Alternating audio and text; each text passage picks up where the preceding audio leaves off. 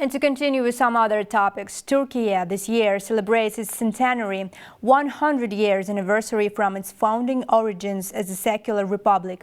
The country, described by many experts, is a rising global power and can be seen as the bridge between Europe and the Middle East. For Kazakhstan, Türkiye is a key strategic partner. Official Ankara was first who acknowledged Kazakhstan's independence in 1991. My colleague Baljan Samigulina decided to analyze what is the legacy of modern Turkey and how the country have been changed since stating its secularity. All the details in the New Times Explainer section.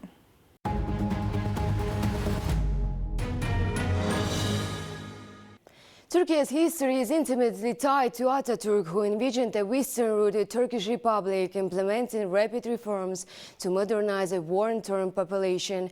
100 years later, the country under Recep Tayyip Erdogan leadership has taken a path, embraced its conservative roots. Last spring, Erdogan's victory in the presidential elections extended his rule into a third decade. It cemented his status as the country's longest-serving leader and proved to critics that despite divisions, his vision resonates with people. With regard to the career of President Recep Tayyip Erdogan, I think his origins in his career go back more towards an Islamic-leaning orientation. And so one of the things we saw early in his career was an attempt to focus on the Middle Eastern neighbors of Turkey and promoting closer ties with Islamic countries. Experts observe that in the last century, Turkey has evolved into a robust regional power, seamlessly integrating into the international political system through NATO and other alliances. Atatürk's initial pursuit of a peaceful foreign policy after founding the Turkish Republic continues to shape the nation's approach, albeit with Erdogan's distinct brand of nationalism.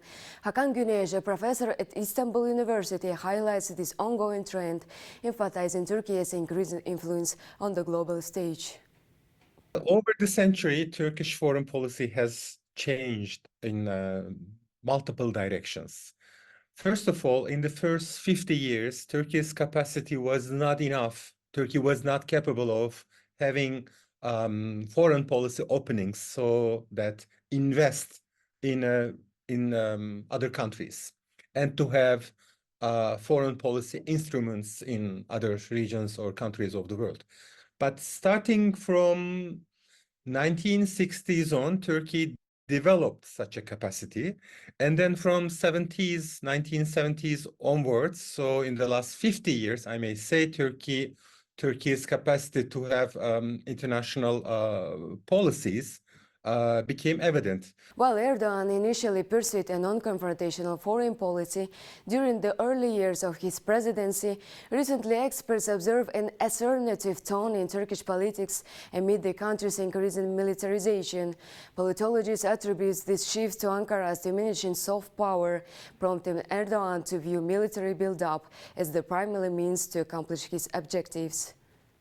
In the coming years, well, we will probably see development in the areas like the military industry, because that's what Turkey is selling, you know. Before we were selling something else, now Turkey is selling those famous drones. In recent years, Erdogan has skillfully used the geographical location of his country, offering his services as a mediator in regional conflicts. It's currently between Ukraine and Russia or between Israel and Hamas. However, according to Yulay Jamiloglu, professor of Turkic studies at Nazarbayev University, Turkey nowadays is facing hard moments in its history as the country is going through an economic, democratic, and demographic crisis. Turkey has very, very strong domestic problems. The biggest problems are economic. It's partially because of Erdogan's understanding of economics.